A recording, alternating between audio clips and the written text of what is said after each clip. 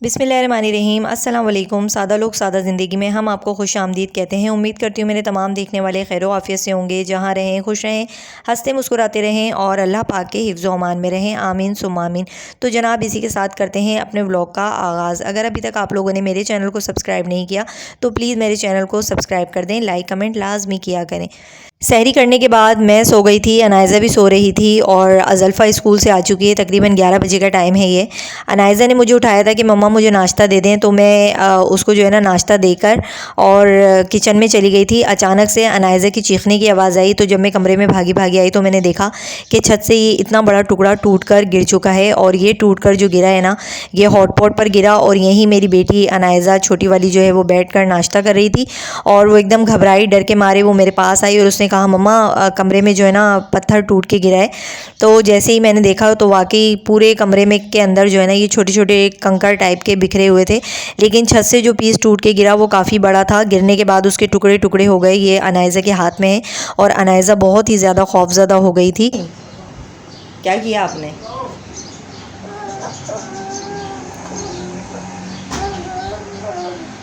ہیں؟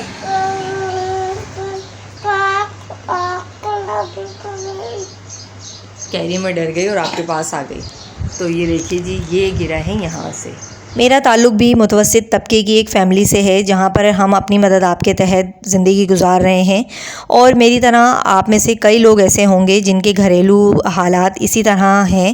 اور وہ بھی میری طرح سوچتے ہوں گے کہ کاش کوئی جادو کی چھڑی ہمارے ہاتھ لگ جائے اور پلک جھپکتے ہی ہم یہ اپنے بچوں کے لیے، اپنے لیے ساری ضرورتیں، ساری خواہشیں پوری کر دیں، لیکن ایسا نہیں ہوتا۔ اس کے لیے کڑی محنت اور بہت ساری آزمائشوں سے گزرنا پڑتا ہے۔ ایک ایسا بھی وقت تھا جب ہمارے والدین ہمیں بتاتے تھے کہ بیٹا ہم نے آپ لوگوں کو بڑی محنت اور مشقت سے پالا ہے، رات دن ایک کیا ہے، پڑھانے لکھانے، کھلانے پلانے کے لیے اور بہت ساری ضرورتیں پوری کرنے کے لیے۔ اس وقت ان باتوں کا بالکل بھی احساس نہیں ہوتا تھا، لیکن جب آج میں یہ سوچتی ہوں تو واقعی حیرانگی ہوتی ہے کہ ہمارے ماں باپ نے ہمیں کتنی مشقتوں اور محنتوں سے پالا ہے۔ میرے والدین بھی زیادہ پڑھے لکھے نہیں تھے، ابو نے 5 کلاس تک تعلیم حاصل کی تھی، اور میری جو والدہ تھیں انہوں نے صرف قرآن پاک کی تعلیم حاصل کی تھی، اور بہت ہی نہایت سادہ لوگ تھے وہ، اور واقعی اس دور کے لوگ بہت ہی سادہ ہوا کرتے تھے۔ میں نے اپنے والدین کو ہمیشہ محنت کرتے ہوئے دیکھا، شاید وہی صبر میرے اندر بھی موجود ہے۔ میرے والد پرانی چیزوں کو لے کر صحیح کر بیچا کرتے تھے، جیسے استریاں، پنکھے، چھت کے پنکھے، پیڈسٹل فین اور واشنگ مشین، سلائی مشین اور ٹی وی وغیرہ، اس طرح کی جو بھی چیزیں ہوتی تھیں وہ خراب جو لوگ بیچ دیا کرتے تھے اپنی ضرورتوں کے تحت، اور ان کو ابو جو ہے نا وہ صحیح کروا کر اور پھر اس کو فروخت کرتے تھے، تو اس سے ہمارے گھر کی گزر بسر اچھی ہو جایا کرتی تھی۔ وہ زمانہ تو گزر گیا جی، اب ہماری باری ہے، ہمیں اپنے بچوں کو پالنا ہے، ان کی صحیح طریقے سے پڑھائی لکھائی ہر ذمہ داری پوری کرنی ہے۔ تو جی یہاں سے جو میرا چولہا تھا جو رکھا ہوا تھا، آج فائنلی اس پہ کلر ہونے والا ہے۔ کافی دن سے میں سوچ رہی ہوں کہ کلر کروں، تو اور یہ ابھی میں صفائی کرتی ہوں یہاں کی۔ ابھی عرفان نے جو ہے نا اس کے اوپر سے کھوچا ہے نا، تو یہ کافی سارا گند نکلا ہے، یہ دیکھ سکتے ہیں کتنی تہ جمی ہوئی تھی اس پر۔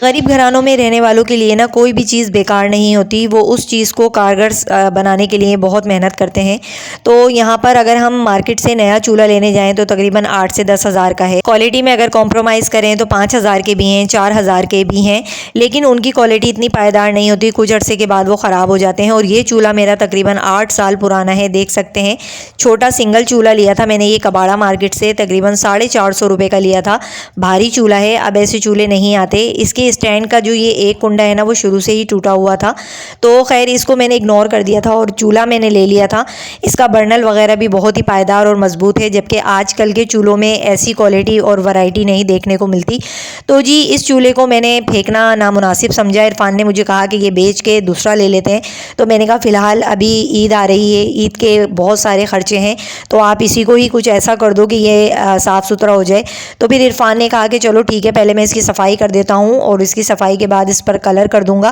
آپ میں سے بہت سے ایسے لوگ ہوں گے جو اس طرح کی زندگی گزار رہے ہوں گے جیسے کہ میں گزار رہی ہوں، غریبی کی زندگی، اور یہ کوئی بری بات نہیں ہے۔ وقت اور حالات ہمیشہ ایک جیسے نہیں رہتے، انسان اگر محنت اور کوشش کرے تو اپنے حالات سے مقابلہ کر کے ایک بہترین اور پرسکون زندگی گزار سکتا ہے۔ سب کچھ میسر ہونا زندگی نہیں، بلکہ جو کچھ میسر ہے اس پر خوش رہنا زندگی ہے۔ اسی طرح بہت سارے مڈل کلاس گھرانوں میں آپ نے دیکھا ہوگا کہ کچھ چیزوں پر چادریں ڈھکی ہوتی ہیں، کچھ چیزوں کو ہائڈ کیا ہوا ہوتا ہے لوگوں سے، کیونکہ مڈل کلاس جو گھرانے ہوتے ہیں نا وہ اسی طرح ہوتے ہیں۔ ہماری جو زندگی ہے وہ اسی طرح گزر رہی ہے کہ اپنی غربت کو ہم چھپا دیتے ہیں، جو چیز ہمیں اچھی نہیں لگتی اس کو ہم چادر سے یا کسی بھی چیز سے کور کر دیتے ہیں، تو ہمیں ایسا لگتا ہے کہ ہماری غربت چھپ چکی ہے، لیکن ایسا نہیں ہوتا، وہ ہمیں ہی پتہ ہوتا ہے کہ اس کے پیچھے کیا چیز ہے۔ متوسط طبقے سے تعلق رکھنے والے لوگ جو ہیں نا وہ اسی طرح زندگی گزارتے ہیں، اپنے ہر کام خود کرتے ہیں، سوچتے ہیں کہ کہاں پیسے بچائے جائیں۔ آج کل کی زیادہ تر خواتین جو ہیں وہ باشعور پڑھی لکھی ہیں، اور مرد حضرات بھی اپنے گھر کو سلیقے سے سجانا بنانا جانتے ہیں۔ تو جی یہاں بھی عرفان کی ایک کوشش تھی، عرفان نے مجھ سے کہا تھا کہ تم فکر نہیں کرو، آہستہ آہستہ کر کے ہم انشاءاللہ اپنے گھر کی تمام چیزوں کو بہتر کر لیں گے، کیونکہ بھائی مہنگائی بہت ہے اور ایک تنخواہ سے گزارا نہیں ہوتا۔ پہلے کے لوگ تھے جو ایک تنخواہ سے اپنے 5-6 بچے آرام سے بآسانی پال لیا کرتے تھے، ہر چیز دسترس میں ہوا کرتی تھی، کوئی بھی چیز مہنگی نہیں لگتی تھی، ایک کمائی سے پورا گھر بآسانی چل جایا کرتا تھا۔ لیکن آج کا جو دور ہے اس میں اگر 5 گھر کے افراد ہیں اور اگر 5 ہی کما رہے ہیں تب بھی جو ہے وسائل کم نہیں ہو رہے اور مشکلات جوں کی توں ہیں۔ آج کل جس طرح ہمارے معاشرے میں کمانے کا رجحان بہت زیادہ بڑھ گیا ہے، اگر بیٹیاں ہیں تو وہ بھی کما رہی ہیں، بیٹے ہیں تو وہ بھی کما رہے ہیں، بہت اچھی بات ہے، سب مل کے گھر کو سپورٹ کرتے ہیں، جب جا کے ہی آپ کا گھر آج کے دور میں اس مہنگائی کے وقت میں اچھے سے چل سکتا ہے۔ اور آج کل آپ کو پتہ ہے ایک وقت کی ہانڈی پکانا بھی بہت مشکل ہو گیا ہے، آپ کے پاس 500 یا 1000 روپے ہونے چاہیے جب جا کے آپ بیف، مٹن یا چکن بنا سکتے ہو۔ اور اگر بات کی جائے متوسط طبقے کی، غریب گھرانے کی جو عورتیں ہوتی ہیں وہ کس طرح اپنے 8 فیملی ممبرز کو گھر کی ہر چیز کو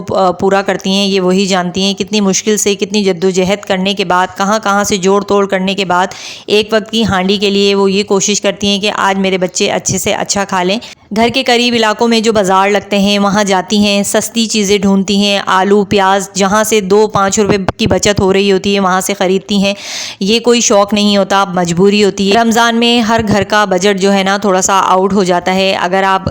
افطاری کے ساتھ گھر کا کھانا بھی بنا رہے ہوتے ہیں اس کے لیے بھی آپ کو ذہنی طور پر تیار رہنا پڑتا ہے کہ اسی بجٹ میں رہتے ہوئے آپ نے ہر چیز کو مینیج کرنا پڑتا ہے۔ ابھی چھوٹی سی مثال ہے، میری بیٹی نے مجھ سے فرمائش کی کہ آج مما رول کھانے ہیں، ویجیٹیبل رول، تو میں جا کے یہ سبزی لے کر آ گئی تھی، جبکہ یہ میں نے 20-20 روپے کی سبزی لی تھی بازار سے، 20 کی میں نے گاجریں لی، 20 کی میں نے شملہ مرچ لی اور 20 کی میں نے ہری پیاز لی، اور اس کے بعد میں نے ایک چھوٹا جو ہے وہ گوبھی کا بنچ لیا تھا، وہ تقریباً مجھے 40 روپے کا پڑا تھا۔ تو یہ ساری چیزیں لا کر رکھیں، اور پھر اس کے ساتھ یہ مانڈا پٹی خریدی، یہ بھی 100 روپے میں آئی تھی، جس میں نے انڈا نہیں ڈالا تھا، چکن نہیں ڈالی تھی، یہ صرف سبزی کے رول تھے، اس میں بھی ہمارے 200 روپے لگ گئے تھے۔ اور اگر اس کے علاوہ بھی کچھ بچے کھانے کی ضد کریں، دہی پھلکیاں ہو گئیں یا چنے ہو گئے، اس کا خرچہ ایکسٹرا ہو جاتا ہے۔ یہاں میں دہی پھلکیاں بنا رہی تھی تو اس کے لیے بھی ایکسٹرا خرچہ کرنا پڑا، کریم لانی پڑی، اور کیونکہ کریم عموماً گھروں میں نہیں ہوتی، خریدنا ہی پڑتی ہے، دہی لانی پڑی، پھلکیوں کے لیے مجھے آٹا خریدنا پڑا، تو یہ ساری چیزیں مینیج کرنا بہت مشکل ہو جاتا ہے۔ بس وہی بات ہے نا کہ اللہ پاک جو ہے وہ ہر گھر میں رمضان میں برکتیں عطا فرماتے ہیں، جو پورا سال ہم نہیں کھا پاتے وہ رمضان کے توسط سے ہمیں کھانے کو مل جاتا ہے، ورنہ عام دنوں میں دہی پھلکیاں کوئی نہیں بناتا، شاذ و نادر لوگ بناتے ہیں، جب دل چاہا بنا لیا۔ 17 سال ہو گئے مجھے اپنی شادی شدہ اور گھریلو زندگی سنبھالتے ہوئے، اور الحمدللہ میرے ہسبینڈ نے کبھی مجھ سے کوئی شکایت نہیں کی، کیونکہ بہت ہی کفایت شعاری سے میں چلتی ہوں اور ہر چیز اپنے بچوں کو کھلانے کی کوشش کرتی ہوں، شوہر کو خوش رکھنے کی کوشش کرتی ہوں کہ میری کسی